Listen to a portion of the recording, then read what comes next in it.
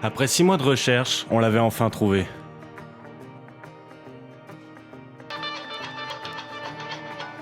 C'est sur une remorque qu'on l'a vue pour la première fois. Elle était venue jusqu'à nous depuis le sud de la France. Et après toute cette route, elle était enfin là. Un beau cadeau de Noël en avance. Enfin, avec ses 250 000 km, c'est surtout un cadeau qui a besoin de beaucoup d'attention.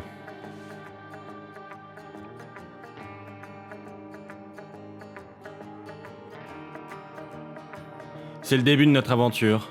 Bon, c'est aussi un peu le début des galères. Commençons par le commencement. Le moment fatidique, le premier démarrage.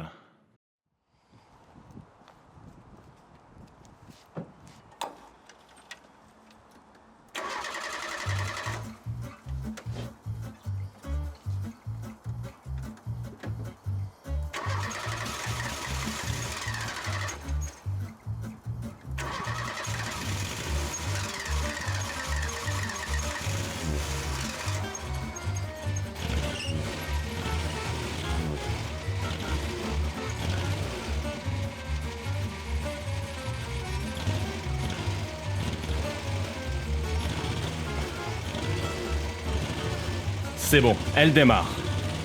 Bon, à ce moment-là, je savais pas que le démarreur allait nous lâcher. Mais c'était bien le dernier de mes soucis.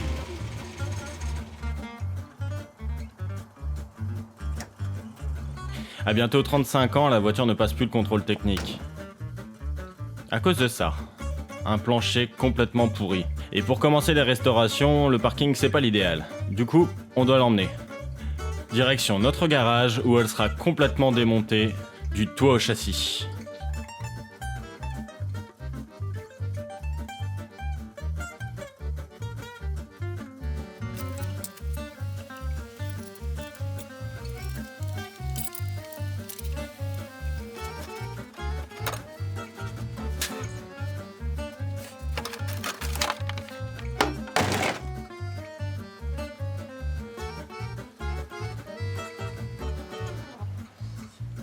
L'indicateur de plaque d'immatriculation est déconnecté.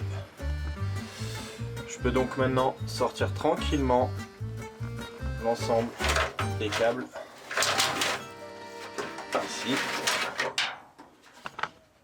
qui est relié au faisceau.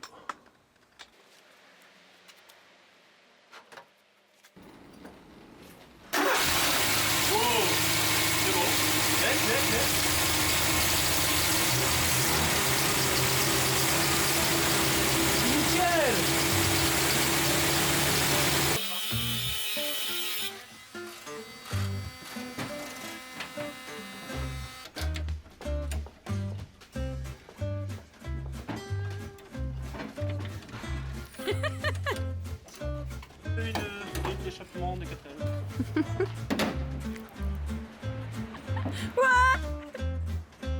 Comme sa couleur l'indique, cette voiture a réellement été utilisée par la Poste. Et il y a quelques subtilités de conception qui lui sont propres. Par exemple, il n'existe pas vraiment de manuel pour démonter ces charnières de porte.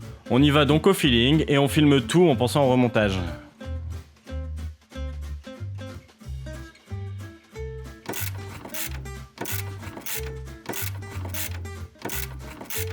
Pour pouvoir séparer la carrosserie du châssis, on doit retirer d'abord les ailes, les joues d'ailes, et là, chacun sa méthode.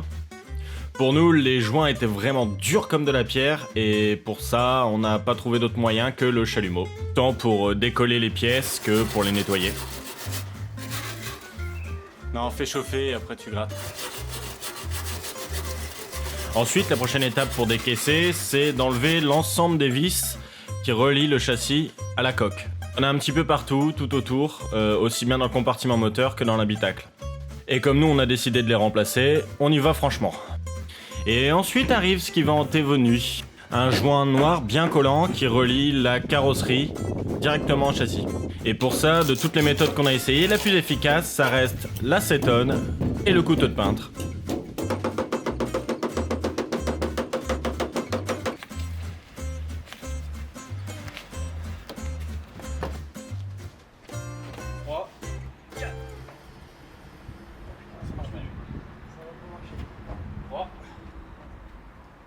Oh putain. Il y a du joint ici. Bon, après ce gros fail, on s'est rendu compte qu'en fait le joint se reformait dès que l'acétone séchait.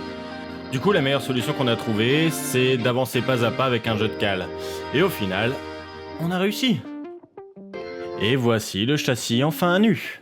Et dans une prochaine vidéo, nous allons vous montrer comment nous avons démonté le train avant, déposé le moteur et refait le châssis à neuf. En attendant, si cette vidéo vous a plu, n'hésitez pas à lâcher un commentaire, à nous suivre sur les réseaux sociaux @lemontrip, et on vous dit à bientôt. Salut!